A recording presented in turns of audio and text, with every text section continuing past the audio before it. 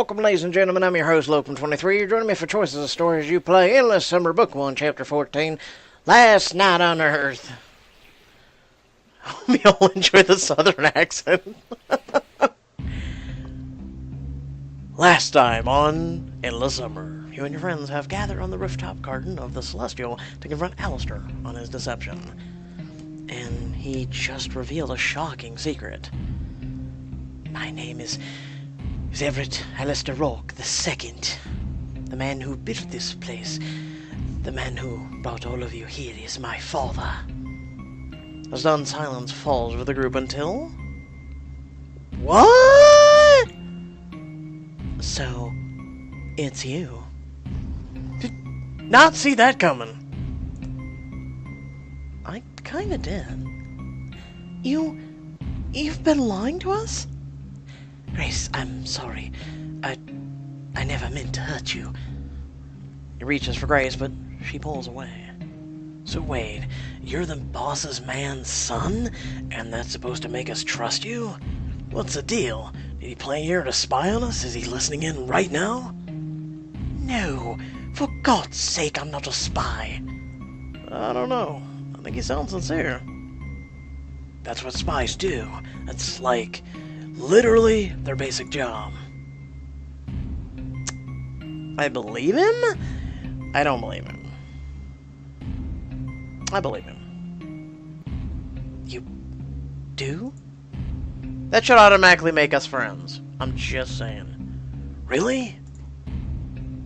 I mean, it does explain a lot, and I kind of expected a trained spy to be more, you know, suave, cool. Badass, capable, not like a huge dork. Enough already, I take your meaning. But if you're not a spy, what are you doing here? Why did you lie your way onto the trip?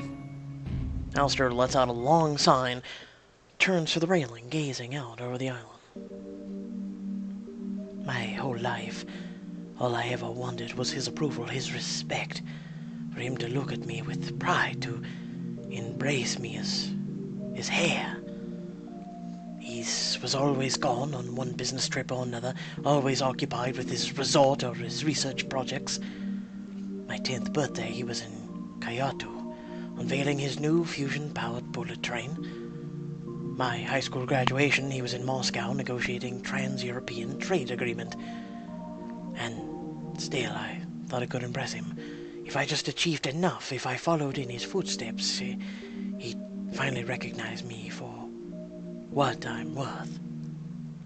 Alistair? He promised me we'd spend time together this summer, that he'd show me the intricacies of his business, that he'd consider bringing me in. He cancelled, of course, as he is wont to... Wow, I kind of screwed this up. I'm kind of getting into it, because I know how this feels. As he wont to do. That didn't... As he is wont to do. Wow, it is... As he is wont to do.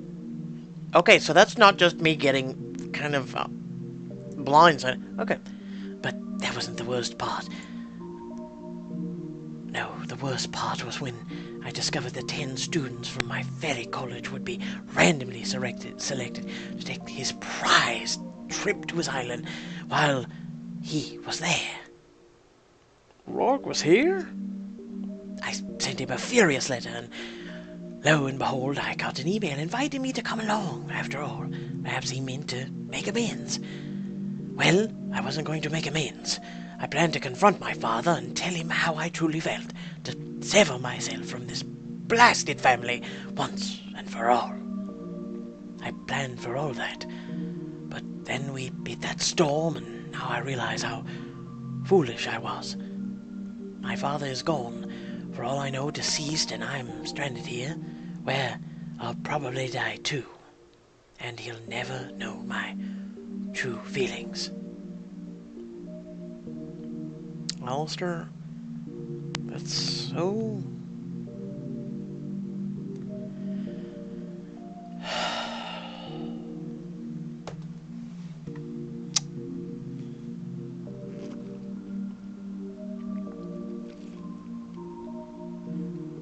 So I took a sip of my coffee, in case you're wondering. This is a deep thought. I kind of dealt with the same as a kid. My mother was never there. I was dealing with so many problems as just a child, let alone teenager, let alone adult. And my father... my father didn't want me alive, let's put it that way. He made that clear when I was not even a year old. So... hoping, praying, whatnot for things to change. I know how that feels. So, when I say that's so sad, we did that in the normal edition. I don't know whether it's sad that, like, the aspect of Rourke's, you know, Alistair's father, and how he's just kind of, or it's pathetic that his father is a piece of crap. I'm gonna go with pathetic. John! No, John's right. I have been pathetic. Of all this time crawling in my father's wake, yearning for tiny scraps of his approval like a dog begging at his master's side. This is getting weird, man. I don't need him. I don't need his approval. I don't need his love. You all look at each other uneasily. Alistair, I understand why you got yourself onto the trip. But why did you lie to us after we landed? Why not tell us the truth? I didn't trust you. I thought if you knew who I was, you'd want to blame me or use my connections. And then, when the situation became clear, it was too late. I already lied. And I thought if you found out the truth, you'd assume I was involved. Gee, I wonder why. I wanted to tell you, I did, but not to interrupt a therapy session, but is anyone else seeing that? Yeah, the volcano. She points out over the railing. Over there, you see the islands, a sprawling jungle. Reaching out from it, the grasping fingers are a half-dozen columns of smoke. The Watchers! They're not hiding anymore. They're gearing up. Getting ready for war. My guess is they'll strike at first light. A cold wind blows over you. Your conflict suddenly seems so small, so trivial. I'm gonna go back downstairs. Me too. Yeah, no point staying up here. One by one, you all head back downstairs, leaving Alistair alone on the rooftop. You wander down into the restaurant, where your friends have split off into various smaller groups. Okay, well, there's me! There's a tense energy in the air, a palpable dread. Raj and Zara hang out at the bar. Michelle and Craig sprawl on the couches. Iris and Leela stand by the barricaded windows. Who do you talk to first? Raj and Zara. You stroll over to the bar where Zara and Raj are laying out an array of bottles. It's gotta be strong, right? Oh, we can agree on that? Oh yeah, definitely a couple of shots of hard liquor in there. I'm thinking rum because tropical island? No. You drink rum when you're kicking back on the beach. If you're facing certain death, you gotta go with whiskey.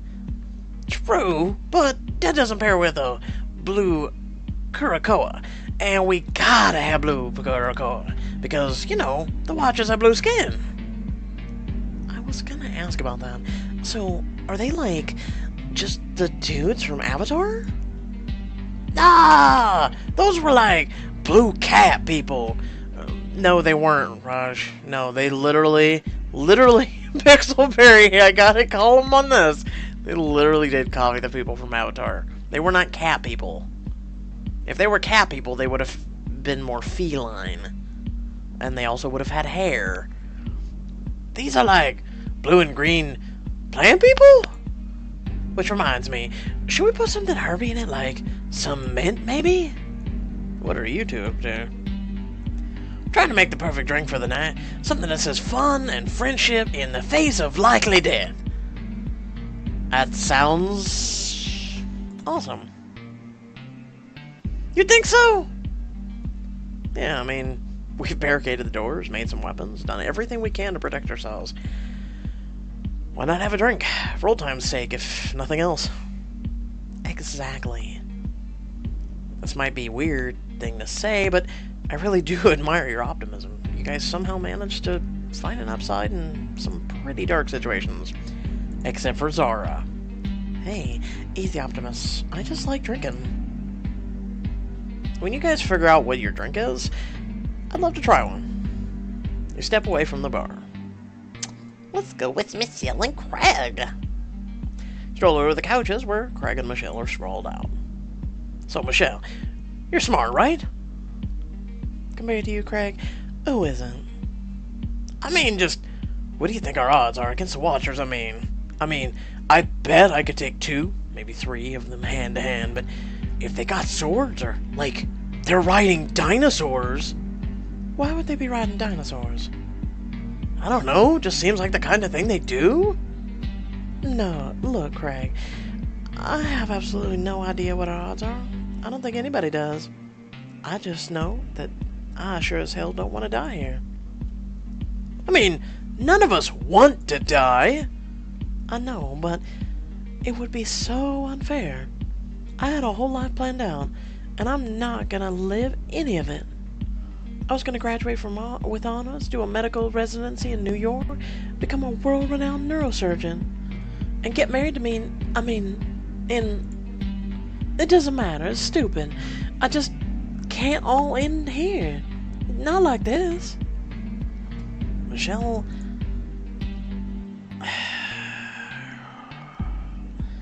Look what we've survived so far.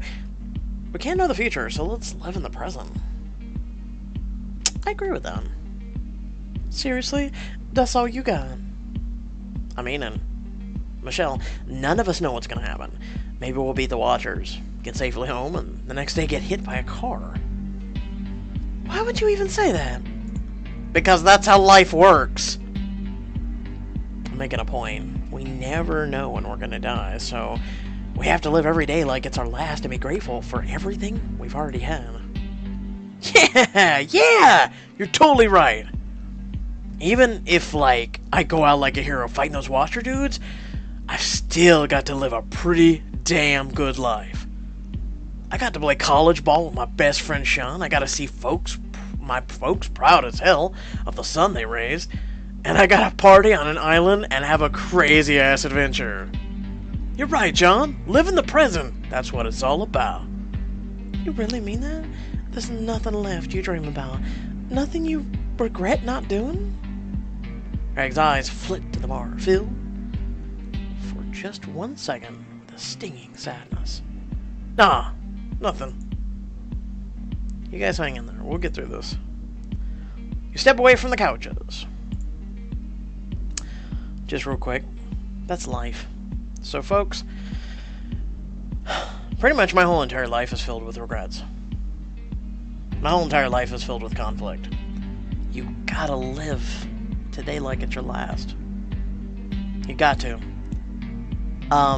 Because people who typically make plans, you ever notice how most of their plans always end up something happens, and, oh no, what do I do now? And they didn't plan for that.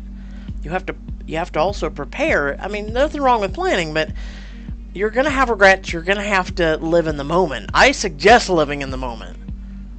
More so than, here's what I have planned. It's 5 years, 10 years. I mean, you can do that, but you realize you're gonna have hiccups that come along the way. Iris and Leela.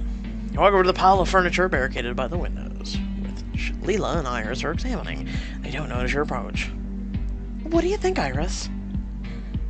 Provided an attack force of 5 watchers, these barricades should deter them for at least 30 minutes. And if there are more than 5? I can answer that question, but my positive social interaction module suggests it might be better not to. Well, I do like a good challenge. Indeed. Appreciates adversity and responds well to pressure is listed as one of the dominant traits of your employee profile. Leela stops in her tracks. Iris, what else does it say about me? Oh, plenty. Excellent outdoor skills, upbeat and encouraging attitude, could use some sensitivity training. There's more, of course, but it's Gamma classified, and my current build is only cleared for Epsilon and lower. Good. Leela? Oh, you startled me. Is there something you wanted? Just wondering, did you know that Alistair was Rourke's son? Ever notice how you and Iris kind of look alike? So we've already had that answered. If you've watched book 2 and pretty much know. If not, you should really catch up on book 2. So I'm going to go with, did you know Alistair was Rourke's son? Well, yes, of course. But Mr. Rourke has always asked that we protect his family's privacy, and I felt it was my duty to not expose Alistair. Okay, I get normally, but like, even in this situation, maybe our survival is more important than company policy. A Rourke employee is always on the job. Yeah. It's true. That's item 7 in the company handbook. Iris, did you know Alistair was Rourke's son? I do not have his personal file currently, but my scan of his DNA did suggest it. How often do you scan our DNA? Don't answer that. Is there anything else you're not telling us? Anything else you know about this place? I'm telling you everything I've been cleared to tell you in my capacity as a tour guide for Rourke International. Oh, I'd like to smack you myself right now. I'm serious. I would love to just... If the Watchers ever took her, I'd let it happen. Right. You walk away from the windows. That's when you notice Grace, sitting all by herself. You walk over and take a seat next to her. Hey. Oh, hi, John. You want a drink or anything? Raj and Zara are making a signature cocktail. No, thank you. I don't feel like drinking. Is this about Alistair? No, I mean, a little. Oh, okay, yes. Like, I get why everyone's mad at him. He shouldn't have lied. That was wrong, I agree. But I understand why he did it. I understand why he felt like he had no choice. Like, he must feel so bad. Is that all? Grace looks at you and lets out a long sigh. Look, I'm not the most socially skilled person in the world, and maybe I'm just misreading the signs, but, like, for a while there, I felt like he was opening up to me, like he was dropping that acerbic, bitter shell and showing me his real self. You like him? I do, and now I might never have a chance to tell him so. Go and tell him now! You think so? Look, we're stranded on a mysterious island full of terrifying creatures, and there's an army of blue-skinned warriors gearing up to attack us. If there was ever a time to tell a guy you like how you feel, it's now. Yeah. Okay, yeah. You're right. Grace takes several deep breaths. Grace Tamara Hall, you got this. I did not know her middle name was Tamara. Was it on her profile, or have we not got to her profile yet? Because remember, we haven't got through everyone's. She takes a few steps and turns around. Do you think you could maybe come with me for moral support? Sure. The two of you take the elevator up to the rooftop garden. The door slides open. As you see Alistair huddled against the railing, clutching his bleeding hand, a dozen shards of broken glass lie around him. Alistair! She runs over to him, kneeling down by his side. Grace, what happened? I accidentally smashed a glass. Cut my hand, quite uncomfortable. Let me see. It's fine, just leave me be. I can handle it. You're bleeding badly, Alistair. You need to wrap this up. Grace takes Alistair's hand in hers. She looks around for something. Here, use this leaf. You rip a thick green leaf off an unusually potted plant and hand it to Grace. She wraps it around Alistair's hand and he winces. Better? Perhaps a little. Now leave me be. Wait. I wanted to... I said go, Grace, please. I beg of you. I really think you should hear her out. Stop being an asshole, too. That worked out. Why? So I can feel even more like a wretch, so you can rub in how badly I betrayed you? No, you big idiot. So I can tell you how I feel. What? I know that you're not the most friendly person. I know that it's hard for you to open up, to connect to people, to make friends. I never needed them. Come on, Alistair. You know that's not true. You've clearly had a hard life, and you've built up these walls to protect yourself, to keep yourself from getting close to others, to keep them from hurting you. Hurting you the way your father did. And what makes you so certain you know me so well? Don't you get it, Alistair? I know, because I'm exactly the same. My mother only cares about one thing, that I'm number one in everything, no matter the cost. All my life I've had to deal with her pressure bearing down on my shoulders. I got straight A's, I got prestigious awards. I interned at her company and excelled at all my tasks, and yet it was never enough. Exactly. Grace, I had no idea we had so much in common. Neither did I, and yet, in a weird way, I feel like maybe I kind of did. From the minute we got off the plane, I felt drawn to you, and as totally insane as that past week has been, the highlight has been the time we've spent together. You're smart and interesting, and you have a real kindness in you, buried so deep, like diamonds at the heart of 1,000 feet of stone. Grace, you understand me. Of course, you dummy. Smiling, Grace steps up close to Alistair and stretches up on her tiptoes.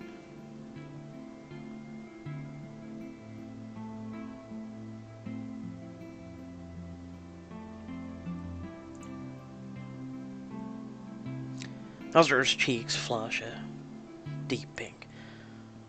I like you. And I like...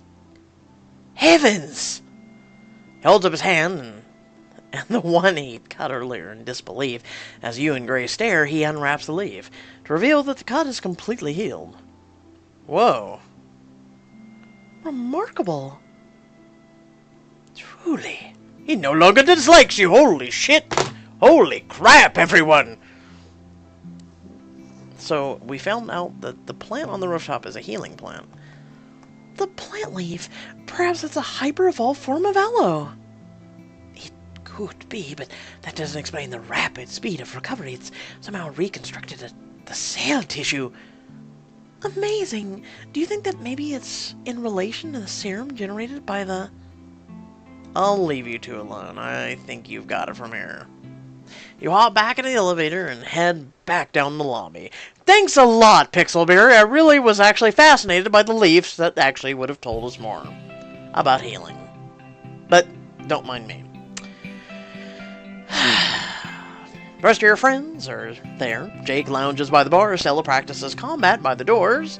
Sean scans hotel blueprints, and Quinn sprawls in a big, comfy chair. And Diego comes bounding around a corner. Hey, John. How are you holding up, Diego? Oh, you know, ups and downs, peaks and valleys.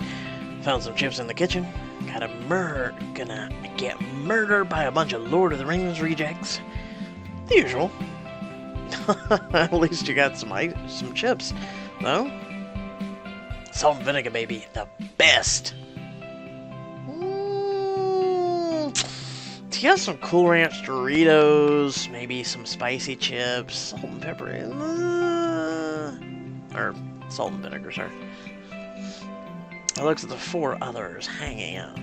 So, you, gonna... You know? Am I gonna what?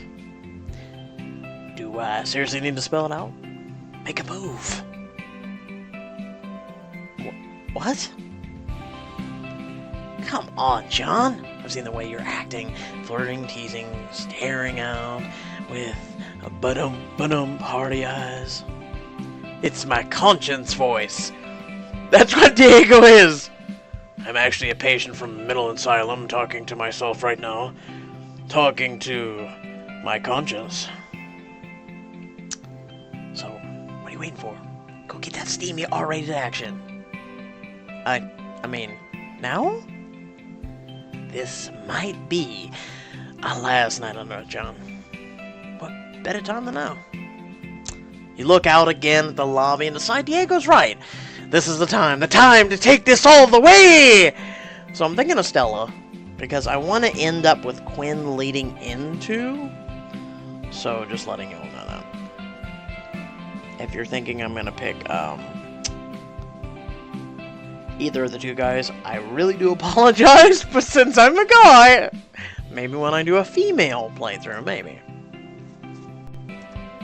You walk over to Quinn and lean down over her.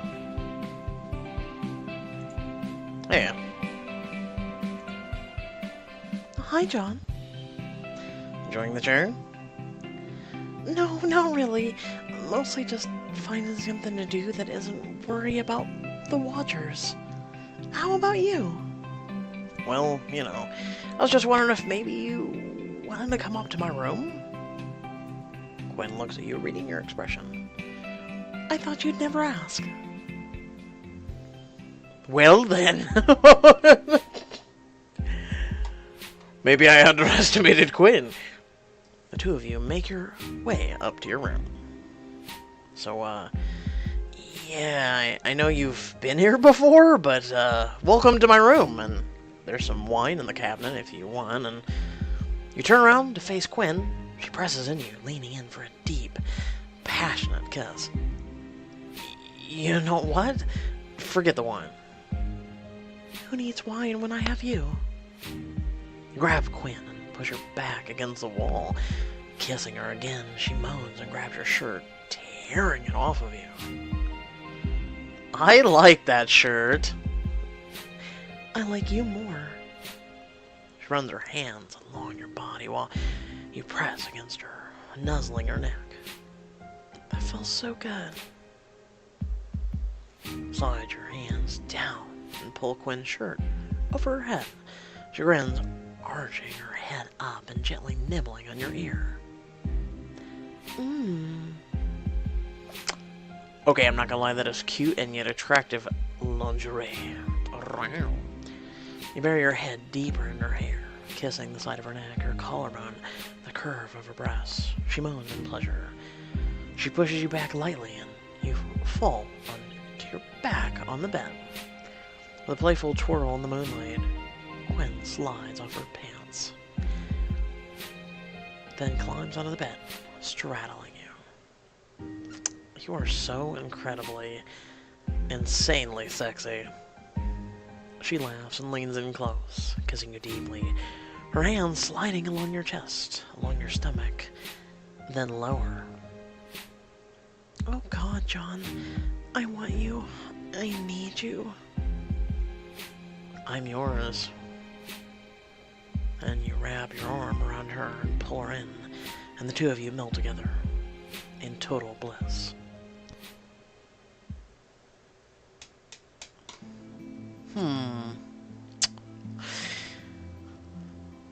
That wasn't as detailed as Estella's. I'll give it to them. They did better detail on Estella's. Though that was...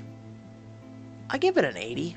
80 out of 100. Estella's was a good, solid 100.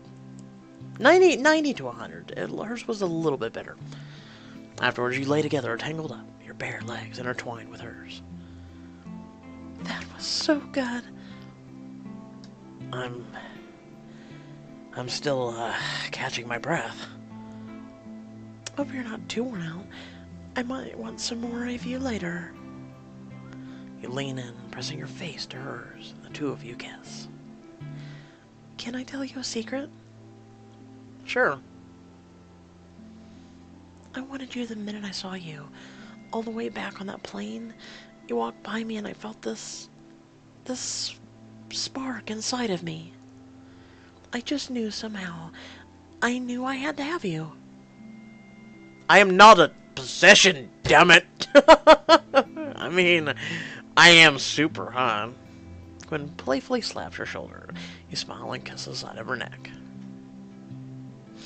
So, what do you think? Was this worth being stranded on an island full of monsters? For the best night I've ever had? Totally. That's a high bar, but I'm pretty sure I can beat it. Just wait till we get back to the mainland and I can take you on a proper date. You lean in to kiss Quinn again, but she turns away, a sudden sad expression on her face. What? What's wrong? I have something to tell you, something I should have told you, but I'm scared. Whatever it is, Quinn, you can share with me. Quinn lets out a long, slow sigh. John, I'm dying. What? I have Rotterdam syndrome. It's a rare autoimmune disorder affecting only 0.01% of the population. Lucky me, right? It causes tremors, fever, respiratory problems, seizures, and eventually death. Quinn. I was first diagnosed when I was 4 years old. My parents tried everything. They threw every dollar they had into keeping me alive.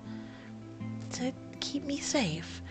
For most of my childhood, they kept me cut off from the outside world. I didn't get to run on playgrounds or camp in the woods or go to any birthday parties. I spent the first 12 years of my life pretty much confined to my house. Then my dad spent the last of his life savings signing me up for an experimental drug treatment. And it worked. It actually worked. The disease went away. I was better. I could start to live life. Really live it. I went to high school, got into college, started looking forward to my future. And then... Gwen holds up her hand, and for the first time, you see it. A slight tremor. No. It's come back, John. First the tremors, then the sudden fevers. A week before I left for this trip, I had a seizure in the dorm bathroom. My disease is back, and if the drugs can't treat it, then nothing can. I'm gonna die, John, in the next 6 months. Maybe sooner.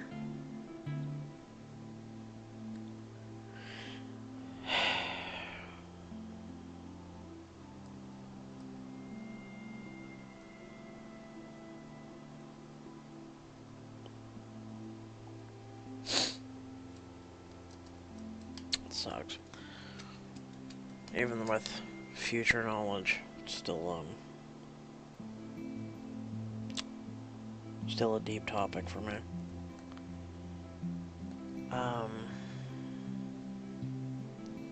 We'll find a cure, I promise. I'll make our time together count.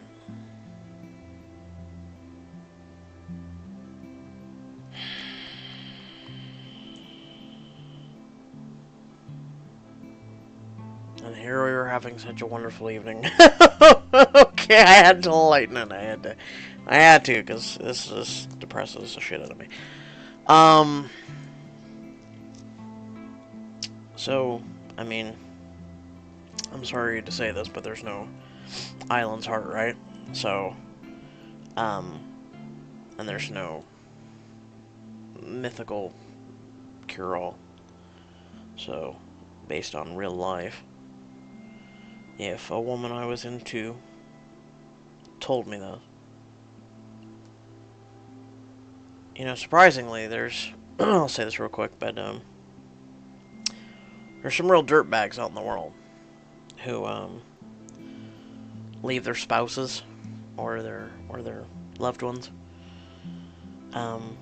because their loved one suddenly got sick with something, such as cancer or heart disease or, you know, several different types of things. And, they leave their spouse. And then they go off and they find somebody else, you know. Like, that person's never going to get sick, right? They must be perfect. And it's just a really dirtbag move, because for me, I would stick right by that woman. I would really do. And I would hope she would do the same for me. So I'll make our time together count. Look, maybe you are dying, but maybe we'll all die tonight. If there's one thing this island has taught me, it's that you gotta live in the moment. I don't know when I'll die, but I do know when I'll live. And I've never felt more alive than when you were in my arms. Quinn trusted you enough to share her secret. I wonder if Sean or, Jake has a... Well, Jake, I'm sure, has a secret, I'm sure. But Sean, though. Thank you. I needed to hear that. You lean in to kiss her again. What was that? Damn you, Varen, for ruining our moments! What was what? Something went by just outside the window. Quinn, we're nowhere near the ground floor. I know, but I swear I saw something. Quinn gets up to approach the window. Why do all of you have to approach the window? Ah! Tell me that is not an Avatar guy, okay? Tell me. Keep arguing to this point. The bedroom window explodes in a hail of glass, each shard gleaming in the moonlight. Ah! A figure swings through, landing solidly on his feet, golden eyes glowing in the dark, lock with yours. John, run! No, you run! I'm the man! I will fight to the death with this man, and as I do that, I will shove him out the window. Let's do this, roar. Chapter 14, complete 1 of 1 clues. Okay, now we're moving on. With that being said, I hope y'all did enjoy. So I did the Estella version. I did the Quinn version. No, ladies, I'm not doing the Jake or Sean version. Not with a male. Even though I know some women do enjoy that. aspect of guy on guy? I don't know. Please explain it to me in the comment section below. With that being said, I mean, I guess it's the same for most guys, girl and girl. Eh. Let me know in the comment section below. Let me know. I've never actually had a detailed discussion with a woman about it before, so how about that? Educate me. We're gonna finish this, and then, depending on... I mean, I'm trying to get the popularity of the Diamond Editions up more. It's sad, and it sucks. Like, I'm fine with how the normal editions have gone, trust me. I wish Hero and a few others could do better, but, you know, I'm fine with that. It just seems like when I do Diamond Editions, they kind of flail. Some of them are good, but other people expect more. It's like, Freshman, the James Edition is like 10 times more popular than Chris or Caitlin, and I'm sitting there going, am I doing it all wrong? Does everybody want James more than anyone else? Is that how this works? Should I just do James now? Should I just restart the whole damn book? That's how I feel sometimes. With that being said, I hope you all did enjoy. Feel free to like, comment, share, subscribe. Also, head down in the description below. You can follow me on social media, or if you want to support my content, which would be greatly appreciated, please do so. If you're not able to, that's fine as well. Just hit that share button. We're all over 5,000 subscribers now, which is fantastic.